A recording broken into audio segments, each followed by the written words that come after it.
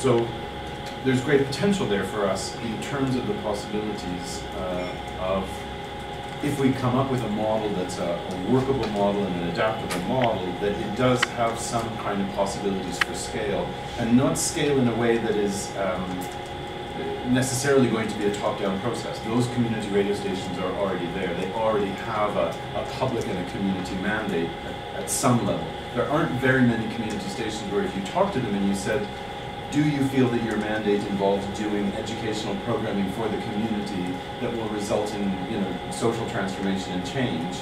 Most of them will agree that that is part of their mandate. The challenge is how we're actually going to go about doing that. But it's a value for me anyway to hear from partners that you feel as though the community radio has some value beyond simply the fact that it's low cost or that it's part of their mandate, and that it's a good approach.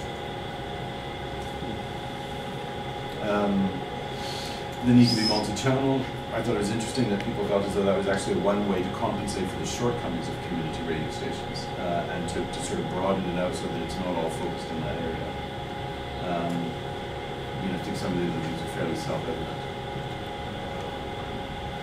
I mean, there's no question in my mind that we need to do a lot more work in practical terms on how we do assessment or evaluation. But I don't really also feel that it's rocket science, that there are some good ways to do it. And at the very least, in the program development workshop and the design workshop that we did in Papua New Guinea, we spent quite a long time with the group thinking about strategies for monitoring and evaluation. And to what extent they've been able to realize them, I'm not sure, but in terms of a plan, it was a reasonably good plan, I think. So I do think that those things are possible, but there's more work that's needed. To me, it drives home the importance and sort of the function of having some kind of tool.